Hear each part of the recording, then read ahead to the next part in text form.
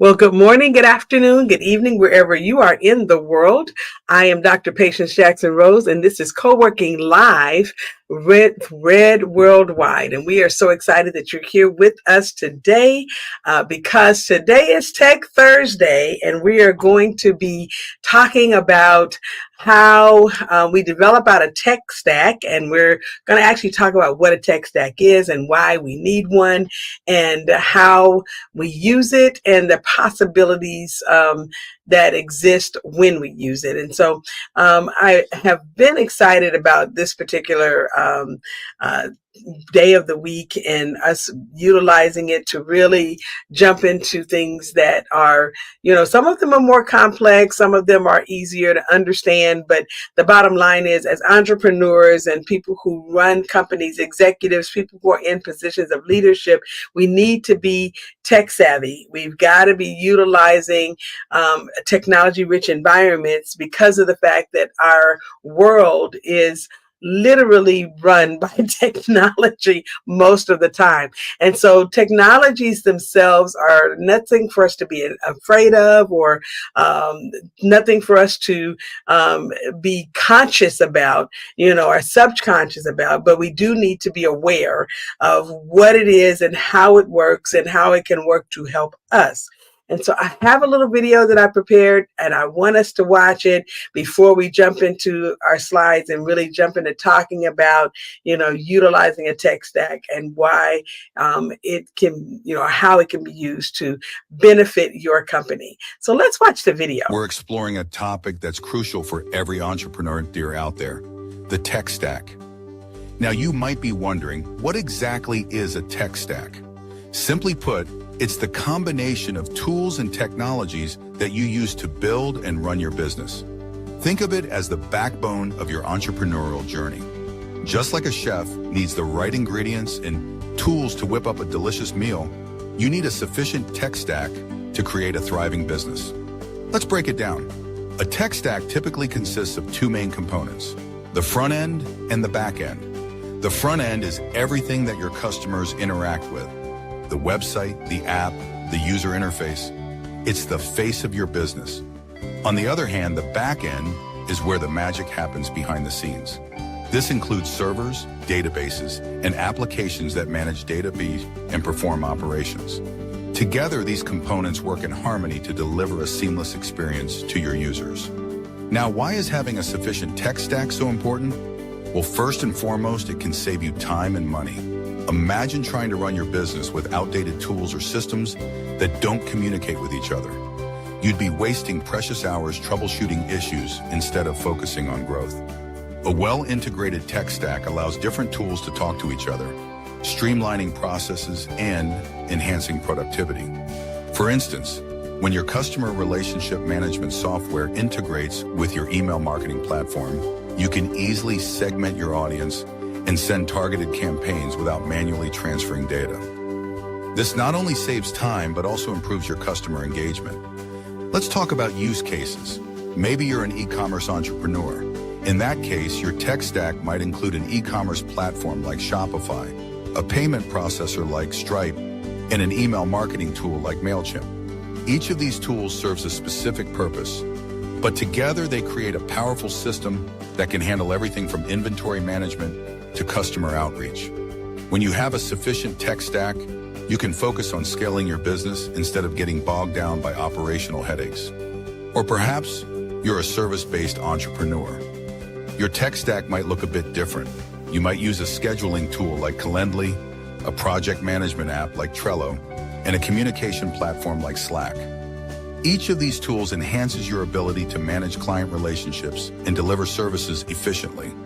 The integration of these tools means that your clients can book appointments seamlessly, you can manage projects effectively, and your team can communicate without confusion.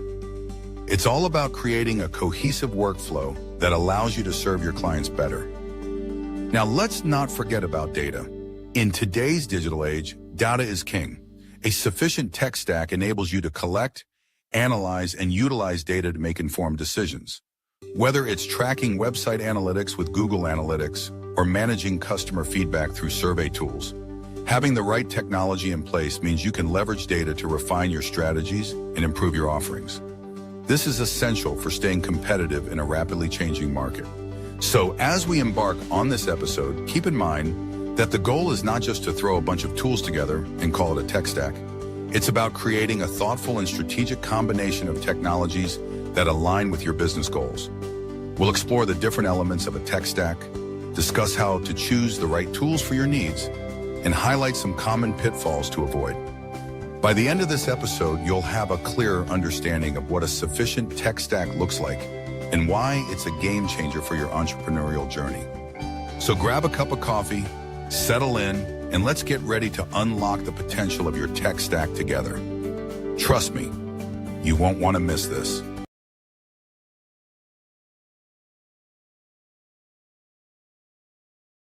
We have just watched our little video and are really now ready to dive in here and learn more about how a tech stack can benefit you as an entrepreneur or a business development person or a person who is actually even conceiving, starting a business, or maybe you're an executive and you've been running a company for a while, but you've been doing so with technology that doesn't really serve you well. We're going to really talk about how you can craft a tech stack, and it's going to be kind of a step-by-step guide. So we're going to bring up our slides here, and as we do so, I really want us to be thinking about, okay, maybe we need to grab some papers to take some notes, or you might want to grab your tablet, okay? But we're really going to try to be very comprehensive here so that every person walks away from this particular time that we're going to have today with tools that you can use to create and build a really strong technology foundation for your company, because that's our goal. Our goal is to help you have something that aligns with your needs and goals. So what's the role of a tech stack? Well, generally, tech stacks provide the foundation for building and running your digital products and services. I mean, that's literally what it is. It is, everything that it takes to run your company utilizing digital tools. And we want to be looking at how can we streamline operations, because some of us have lots of different tech that we use in our companies, and not all of it works together very well. It's not a seamless integration of services, or for that matter, technology. And so the efficiency level is not as high as it possibly could be. But we're going to learn today how can we streamline some operations. And maybe you have, maybe 10 or so pieces of software right now that you could actually bounce down to 4 or even 1 if you find one really good tool that has everything in it. And so we want to talk about how we can do that. And then we got to understand that the role here again of the tech stack is to make sure that ultimately the user experience of your employees, your clients, and your customers are the same. I mean, that everybody is satisfied. It's a great experience for all involved. It's not something where the software is hard to manage, hard to use for the employees. And even though the customers and clients are, benefiting, it's so difficult for you to make it work that people don't want to come to work. Okay. So you want to find tools that can accommodate all. And even if you have to give up a few things, and maybe you're not doing everything through technology so that you can have a better and more well-rounded experience for everyone, that might be the way to go until you can afford to maybe have something created for your company that can accommodate all that you're trying to do.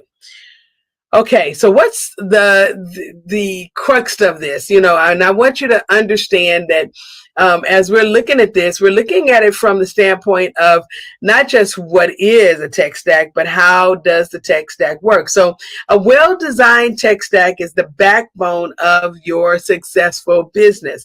It's the backbone of any successful modern business because it enables this integration of various softwares and services seamlessly, streamlining the operations and enhancing your productivity. The whole goal is to create the opportunity for your company to run more efficiently like a well-oiled machine.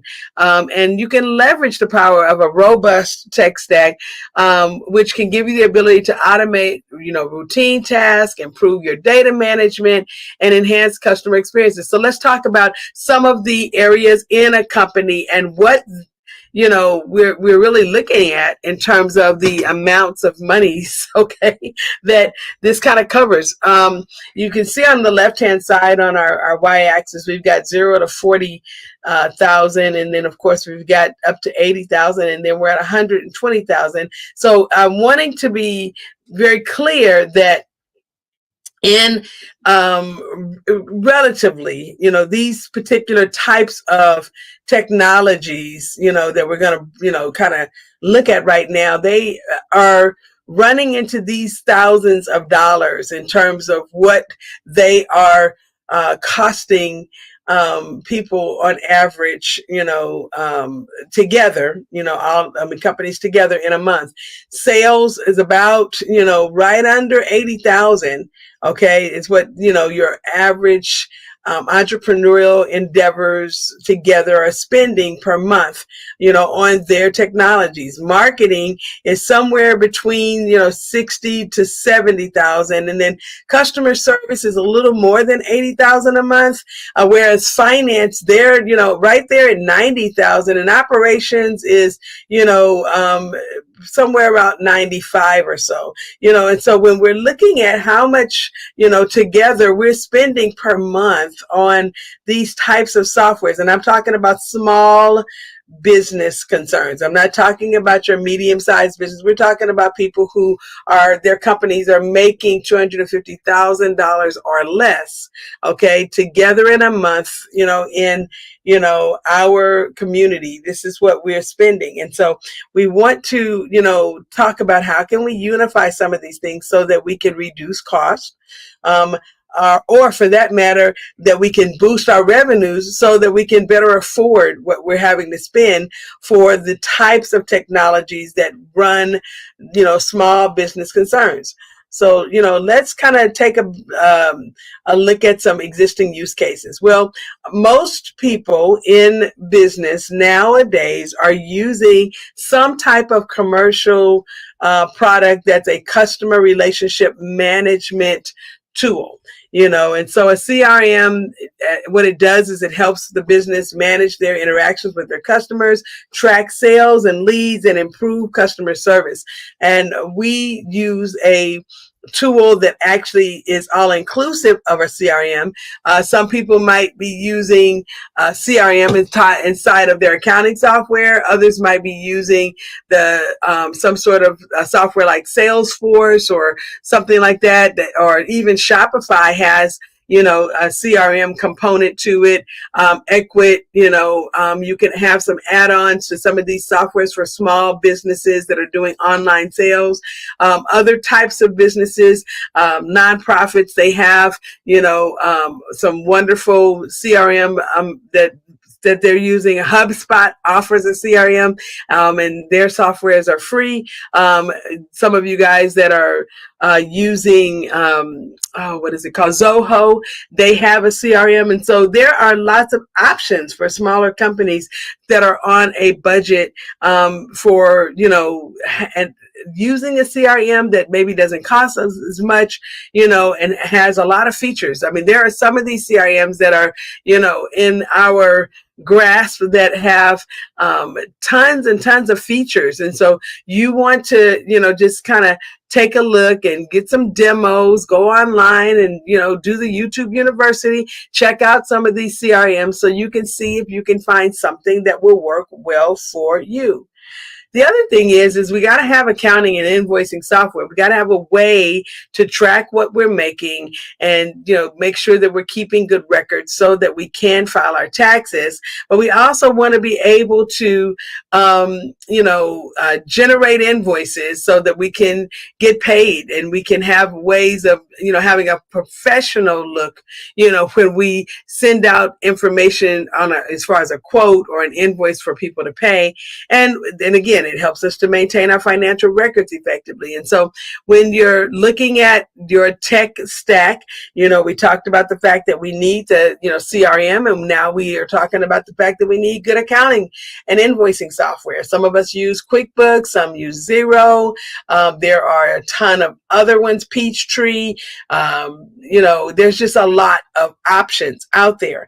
And some people are even using Square, and you're getting access to the CRM that's inside of Square, and you're using some of the accounting features inside of Square for invoicing and keeping track of your money. Some of us are using all-inclusive softwares like Zenler or Kajabi that have built into them a CRM and maybe not a full accounting software, but you can connect your QuickBooks software, your Intuit, to Kajabi. You can connect it also to Zenler and to some of these other platforms that have the CRM components and the courses and the sales piece inside. And so this gives you access to being able to have some really, good options. I know some people are using ClickFunnels. I've seen other people using some other softwares like that have also the CRM component built into it. So it really is good when you can find one software that has many functions. Okay. Then there's project management tools like Twilio, Asana, Microsoft Projects, Microsoft Planner. Some of these are really good softwares to use to make sure you're keeping up with the project. Some people, are more prone to use Airtable for some of this. So we use Airtable for our database, but we also have built out some project management tables inside of Airtable that help us to keep up with what we're doing. Some of people who are maybe in some function that has to do with the legal processes or estate planning, like what we're in one of our companies, use Clio. There are some other ones that I just can't think of right now, but I'm just kind of throwing that out there so that you can understand. You might even be using technology in a manner that you have a tech stack, but it might be just a little disjointed because you're using so many different things for so many different purposes. And then, of course, you got a website and with e-commerce platforms on it. So going back to what we were talking about earlier, some people use Wix, okay, and some people are using Squarespace. Some people are using Webflow. We use Zenler, Kajabi, and we have some regular websites in which we use cPanel with those. And so there are lots of options. Some people have WordPress sites, but at the end of the day, the e-commerce portion that allows you to be able to sell to your end customer, that is a part of your tech stack. Okay. So, just so you're aware of all of these pieces that helps you to, do business, better as a technology rich company. So the first thing in our steps is that we have to be able to define our business's needs. What does your company need? Before you start, buying up software, thinking that everything is, oh man, that's really cool. Or, oh wow, I'd really like that. You need to first know what you need before you purchase something that you don't need. Okay. So, you have to consider your processes and areas where, technology could really improve your efficiency. And it could make you more scalable, and it also could improve the user experience. So this might be a focus group. You might need to sit down with the team and, just kind of jot down what our needs are. So look at your target audience. Who are you trying to reach with your product or service? And what are the key objectives for the business? Okay. Because when you know what the business goals are, sometimes it can influence, your decision for the technology that you might even put together or try to integrate together to get a seamless process. And then, of course, you need the desired functionalities. What features and capabilities do you need to achieve the goals? And then lastly, what are your current processes? What are you doing now? How is it getting done now? What's your existing workflow now? And of those things that you're doing now, is there anything that you could keep, okay, as opposed to just going out and grabbing something new? Is there something that you can just tweak a little bit, add something to it, and it actually does give you the ability to continue to do what you do? And by adding just a few items that are necessary, it will give you the well-rounded machine that you need to have for the tech stack. So once you identify, what the business needs, now you want to know the core functionalities. So let's kind of look at what that could look like. So you're going to break your needs into essential functions. What is essential? And then you're going to focus on the core features that drive the business and deliver value to the users. Now, I know there are some things that you might be doing that makes it fun for you to do it, that makes it easier for you to do it. But again, you are supposed to be focusing on the end game.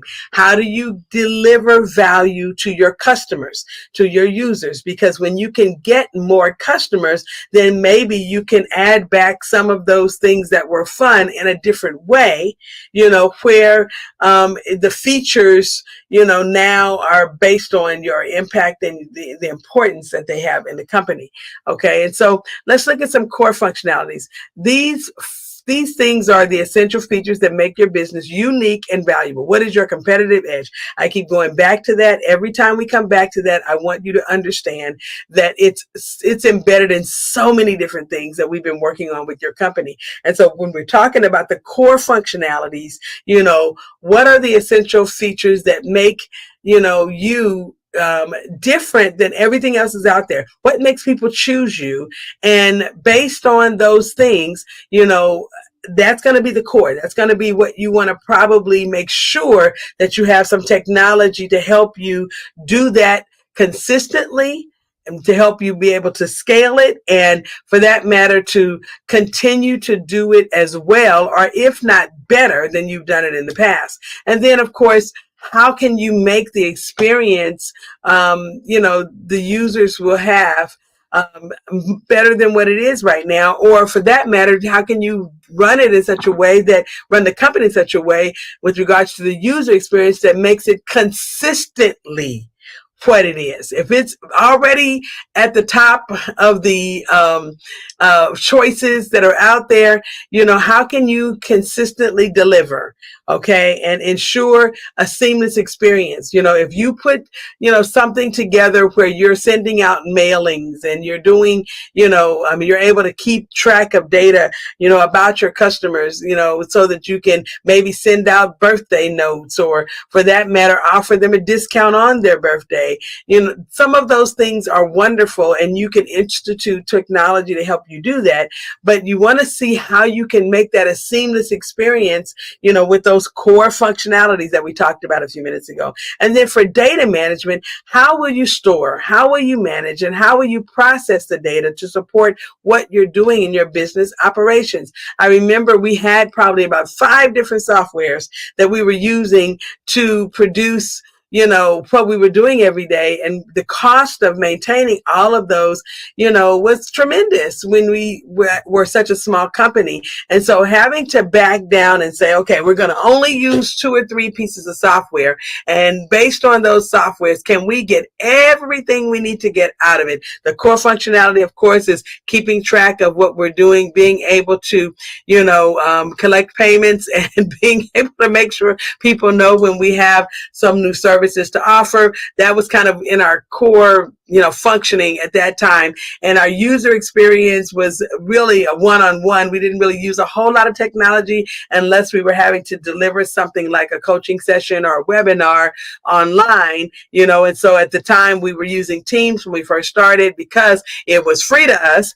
and we didn't have to concern ourselves with whether it worked or didn't work in a browser, because some of our clients did not have and did not want to put the video conferencing softwares on their computers or on their tablets or phones. And so having the ability to offer, our experiences with the webinars and our one-on-one coaching inside of the browser was a big deal back then. So I remember going the route of finding out getting the best bang for our buck. We were going to spend no more than $200 on tech, and for that $200 we needed to see what we could get, that would make us, look like the biggest company we could become, with the best possible experiences for our employees and for the customers. And we actually were able to solve that in less than $200.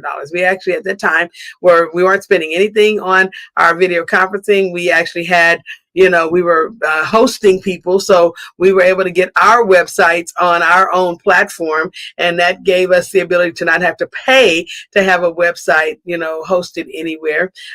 We were able to look at, as far as the CRM is concerned, back then we were using HubSpot, for a lot of things, and Zoho, because the pricing for Zoho was so phenomenally affordable. We hadn't gotten yet into using Airtable, but we were using JotForm for a lot of things. And we paid such a little amount of money for JotForm at that time. It was unbelievable what we were able to do for less than $10. Okay. And so, it was quite an awesome experience. And even for our phone systems, we had brand new phones sitting on our desks, and we were paying, I think, less than $20, at that time for our phone systems. And we had several phone numbers and toll-free numbers.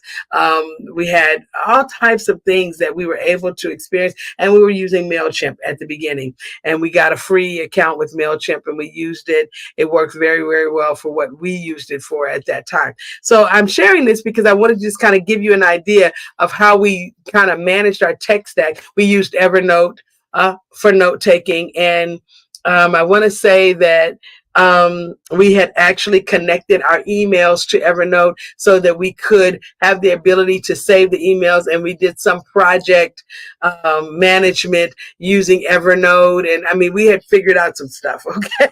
So although it might seem disjointed now, at the time it worked for us because it gave us the ability to spend a lot less money, for what it is. And the most amount of money that we spent was on our system that allowed our clients to log in and gain access to different things that we had available. And we were spending way too much money on that.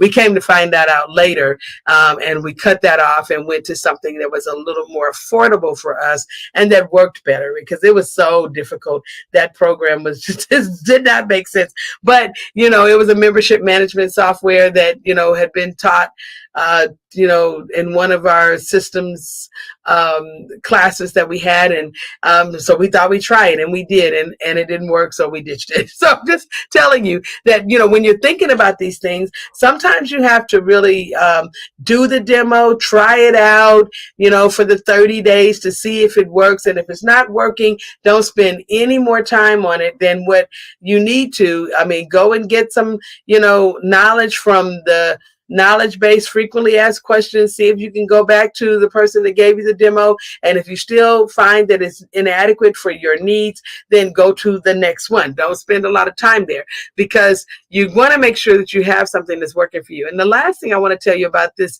identification process is you got to make sure that your security and compliance issues are addressed.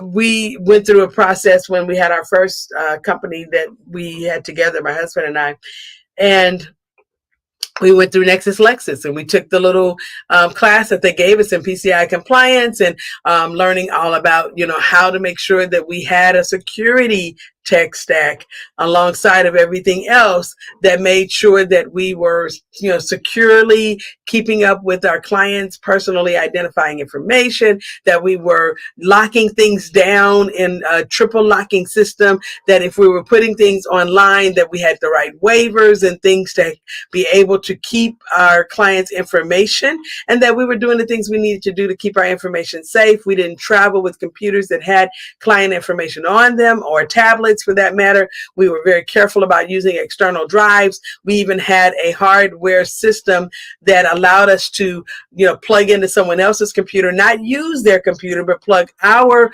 entire operating system into their computer and just use their keyboard and,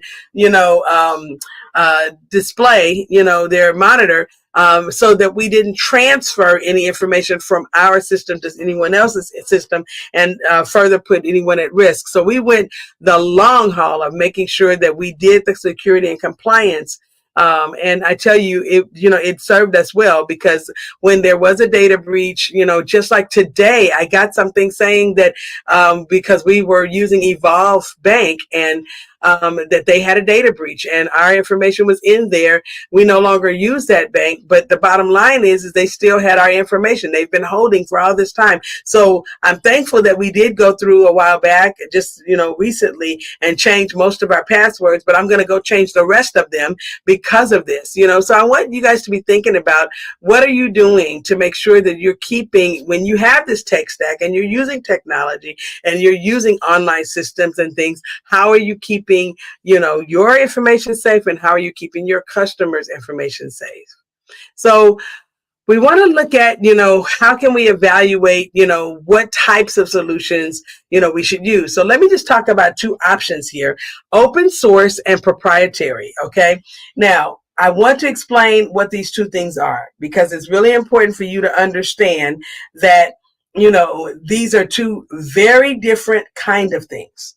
Okay, open source software is software where people are contributing together in a community to make it better. It's open source, meaning that people have access to the files, the code, everything that's in there, so that they can add value to what it is that is being created. And so some options, or I should say some examples of open source software, would be like the Android system. It's open source and people are able to gain access to the SDK for Android for free, and because they get the SDK for free, they can help develop out the software and add value to it and make it better. And when they release something new, another version of it, it's the next best version based on the community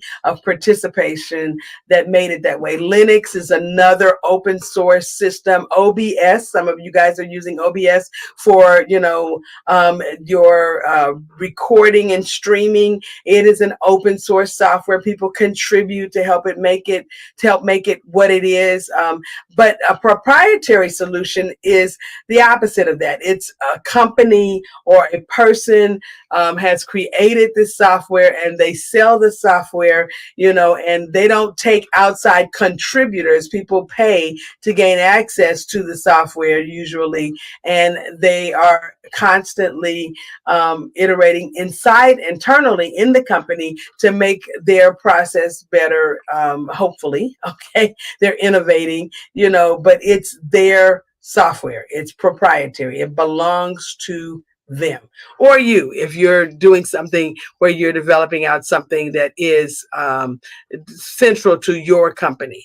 Okay, so as we're looking at the concept of open source versus proprietary software, let's talk about the options. Well, open source software offers flexibility, customization, and community support, because everyone that's participating usually will contribute and share their findings and things that they are doing, utilizing it, so it helps people to understand how to best work with the software. And so you can get free or low cost versions of a lot of things because of the fact that it's open source. And it may require more technical knowledge to use, because a lot of times you're having to work with code, or you're working with building out something, with the open source software that you have. But generally, it's an experience that if you do have a team and they're willing, you can actually really build out something great, and it could work very, very well for you. Now, the proprietary side, it provides more controlled environment, and usually you'll have some support, technical support, a number that you can call, or emails that you can send, or even a huge knowledge base behind it. So you can use the frequently asked questions section or the knowledge base section to learn more about how to use it. And then, of course, sometimes they even have chat support, to be there to assist you. And although it may be more expensive, it offers stability and security. It's not going to be one of those situations where you're in some sort of a alpha or beta stage, usually, unless you agree to participate. It is already ready to go, and it's functioning usually pretty well at the time when you purchase it. So let's talk about database management, because this is an area where a lot of people don't even realize that, they need to spend some time thinking through. A lot of people use a database management system and they don't even know that's what they're using. So let me just give you an example of some things that you might be using online that is database driven. Okay. And so first of all, people choose databases for data storage, having the ability to upload information, have the information held somewhere, and then they can retrieve it when they need it. And I'll give you an example of what that could look like, for a lot of people who use Airtable and softwares like Airtable. They store information in Airtable, and when they need to, they go and retrieve the information from Airtable. And a lot of times they can store tons of information in Airtable, and go back and get it when they need it. And so this is not the same as, like the Dropbox or Box.net or cloud, based systems like iCloud or, Microsoft's cloud. None of that. This is actually specifically for, data that you put in there a certain way, and you manipulate the data sometimes within the system, and you have access to the data. You can pull reports on the data. The system can give you information about what you stored in there. So I'll give you an example of what that could look like, and we're not going to jump into this today, but I just really want you to understand so that you can know the way we use Airtable. We store a lot of information in there, all of the information about our clients, and the projects that we're working on with them. Previous files that we might have uploaded to them are stored there. Sometimes we store pictures, or we don't store video, but we do store other types of files there in the system, and we can actually pull reports on those files to tell us how many clients ordered this particular service, or how many clients is involved in this program. Or for that matter, we can actually pull reports to tell us how many clients have we had over the last 7 years. And we can develop out databases that will serve us pretty well. Those are just some light ways that we use it, but there are tons, and we have charts and graphs and all kinds of things in Airtable. And when you're considering the type of database system that you're going to use, you got to have the thought process of thinking about scalability, performance, compatibility with the your chosen programming language. Maybe you don't have to think about that because you have a ready-made system that doesn't have to be manipulated from the back end. You're not dealing with any API or any kind of code. You're just dealing with the front-facing user interface, and you don't have to concern yourself with the back office or the back end, of where things are stored. But I want to tell you, I'm just going to mention 3 things that if you are in this area of, and your company does have, to be considering the back end, you might want to look at, having relational databases where you can actually have your software call for information from one table or one section to another, and you can connect the two things so that they relate to each other. A cross section of information from one base, pulling it from another base could give you the reports that you're looking for. So you want to have software that can do relational databases. And because that's suitable for structured data like customer information or product catalogs or, inventory lists and things of that nature. So this is a really good, way of keeping up with that information. But then there's the NoSQL databases. These are for like unstructured data, like social media posts and user preferences. There are tons of ways that we can hold on to information that will give us the ability to serve people better or keep up with the way that we're pushing information out to our customers. And so, having the NoSQL database can make that work better for you. And then, of course, there are cloud databases. And so these are, like Airtable, like I talked to you about that, it's both relational, but it's also a cloud database where it's available in the cloud. It's not stored on your computer. Now, you could download the actual software that's available for your operating system, and you could store or have it, pull information from the cloud and store basic information there and sync with the cloud as information is being changed. So you could do that, but for the most part, the software itself is a cloud database. That's the way it's designed. And it offers scalability and flexibility for businesses that are growing, because you can always purchase more space when you need it. And so that's something to be thinking about when you're looking at a database management system. So let's look at the cloud in and of itself and how it works. Integrating your cloud-based services. I mentioned, people use different types of softwares for storage. Some people are using Amazon NAS, and they offer services to nonprofit organizations to give them free space. So sometimes you can get space on Amazon's servers. Some people are using Microsoft servers. Some others might be using iCloud, Apple servers. Some might be using the Box.net or Dropbox or Google Drive. There's so many different, options for storage. But the thing is you got to be able to leverage your cloud-based services and know how you can, best use what it is that's provided so that you can get the best bang for your buck. So let me just say this, when we were in our real early stages, we used a combination of services because we could get 30 gigabytes over at that time on Dropbox, and we could get 15 gigabytes on Google Drive, and we could get, I think, 100 gigabytes on Microsoft. And so we did a lot of scrambling to, in the OneDrive. And that was, and then if we desired to, we could put video in another place inside of OneDrive that would allow us a little bit more space. So we just kind of managed, okay, we're going to put this over here. We're only going to keep these things over here. And we're going to put this over here because all of this stuff was free to us at the time.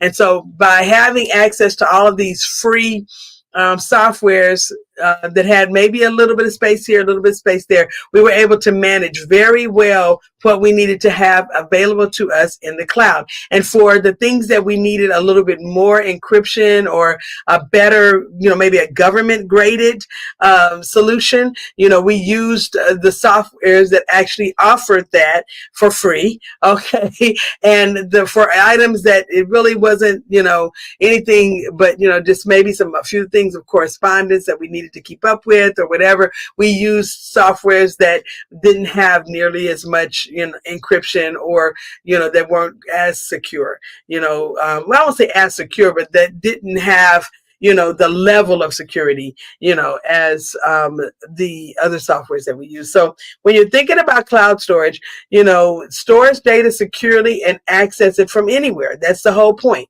and so when you have the ability to have, these options. Like we've got 2 terabytes right now on iCloud. That's amazing because we can back up all of our tablets, all of our computers, all of our phones to that one family sharing account. And it gives us the ability to, if we need to, take that information that's in the cloud off of our devices and access it from over the internet only, if that's a situation that we're in where we're running out of space on a device or two. Okay, so thinking about the cloud, you just have to think about, again, writing down what your needs are and how that particular cloud option could serve you better. Okay, but then there's also cloud computing, and that's a different thing than cloud storage. So cloud computing is, having cloud operating systems, like what is available for people who have, the ebooks, where, not ebooks, I'm sorry, the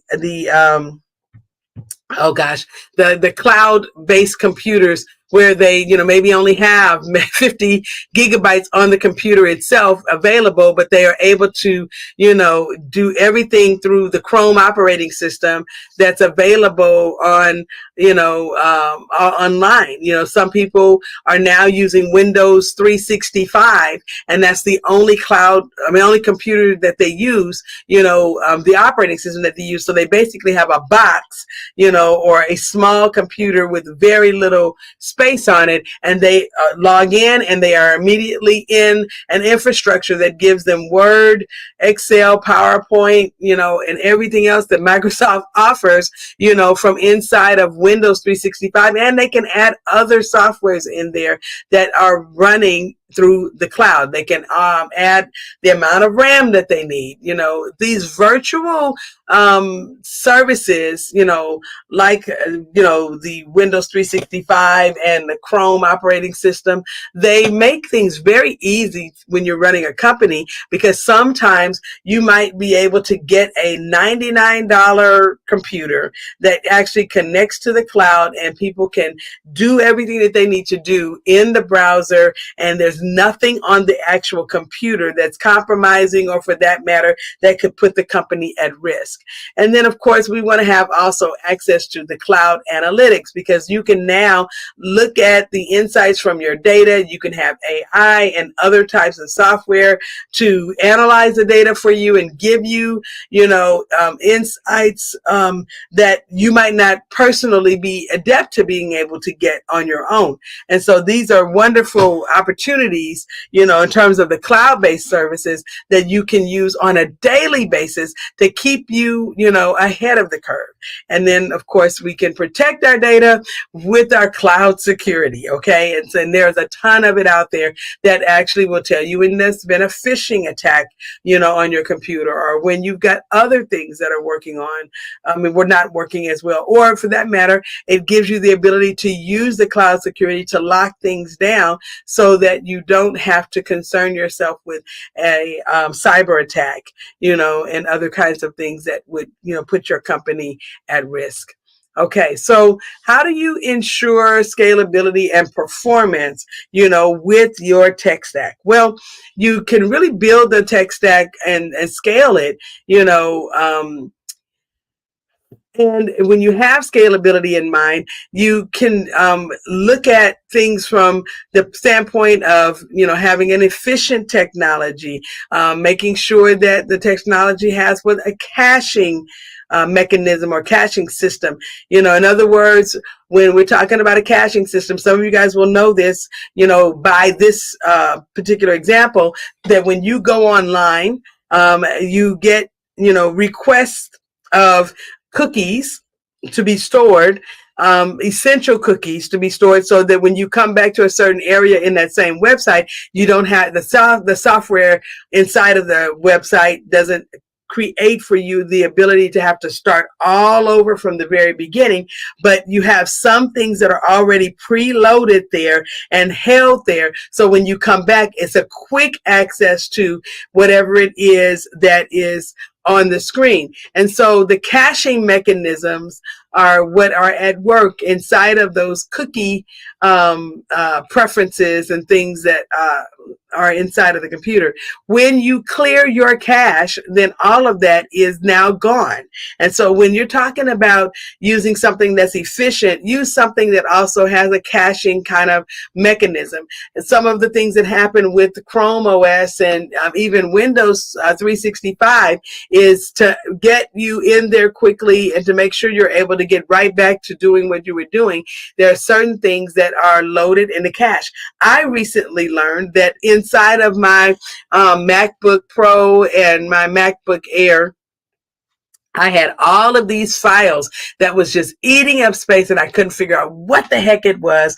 And I was watching a show online only to find out that it was a caching mechanisms that from the connections that I had with softwares that I was syncing to from my computer that was eating up all this space. I had like, I can't even tell you, almost well, I know it was at least 200 gigabytes of space gone, because of the cache. And in the website that I was looking at the video on, they taught how to get rid of that cache if you didn't need it all, and make sure that you could release some of that space back into your computer. And so, which is what I did.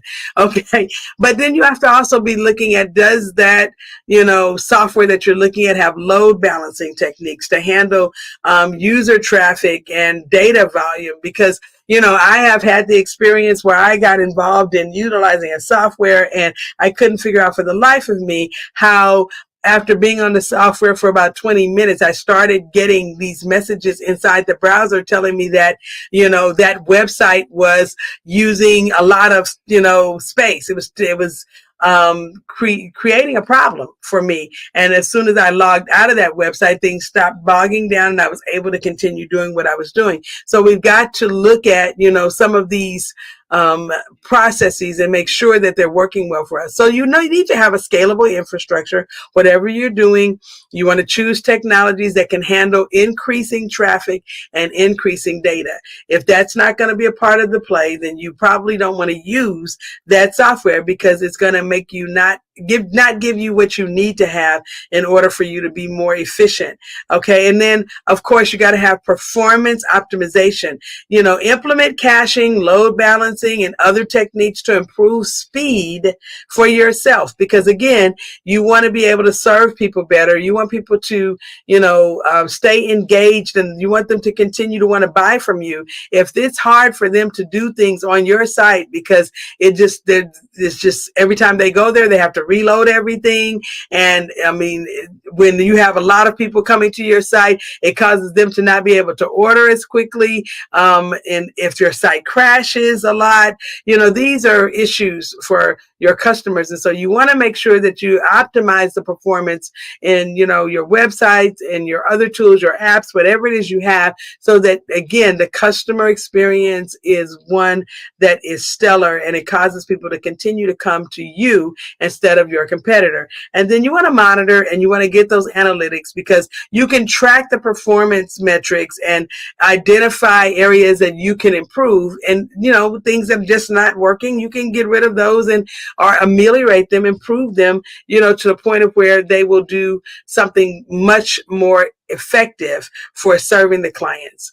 Okay, so we got to prioritize security and compliance, as we talked about. And so how can we really do that? What robust security measures can we put in place that will help us to serve our clients better? Well, the first thing is we just need to encrypt the data. You don't want to, have sensitive data, personally identifying information of your clients or even of your employees, in a situation where it's not encrypted and easy to be hacked and obtained.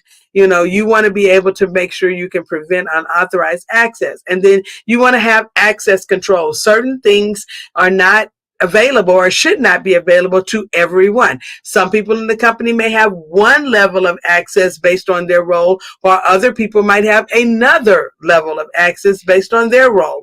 And so everybody doesn't need to have access to everything all the time. And it's important for you to make sure that you put these access controls in place to keep the data and information in your company safe. Then lastly, you got to do some audits. It's going to be important for you to audit and review regularly your security measures to make sure they still meet what your need is. If you have something that's not working and you see that you have things that are more, makes you more vulnerable, then you got to make the decision to do the things necessary to lock it down so that people are not in a place of where they're at risk.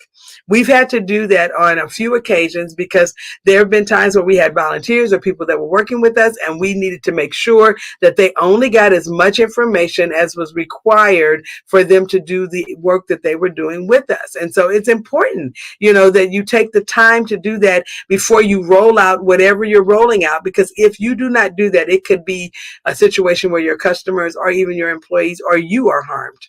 Okay. Well, we're at the conclusion in our next steps. And so we want to just, see what we can do. How do we remind ourselves of what we learned today? So let's go back and talk about the fact that creating a tech stack is not a destination kind of thing. It is a continuous ongoing process, and you have to regularly review and adjust the choices that you've made based on your needs that have evolved over time. And then you got to also be looking at the technology and advancements. Sometimes things that you have just don't serve you as well as they did when you first got it. And so you might want to look at, okay, if this is not the thing that I need to be using, then I need to actually add something else that will help us to, move forward in our business and stay relative, or I should say, stay relevant, not relative, stay relevant in our industry. Okay. And then you got to stay updated, keep up with whatever those technology advances are,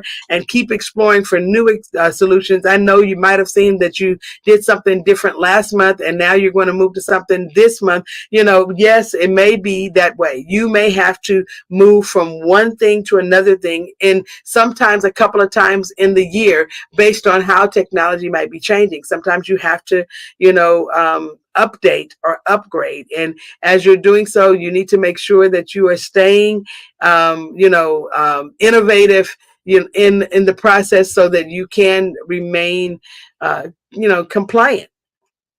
And then the other thing is, as you're continuously improving your process and making any necessary adjustments, just know that this is a part of the optimization plan.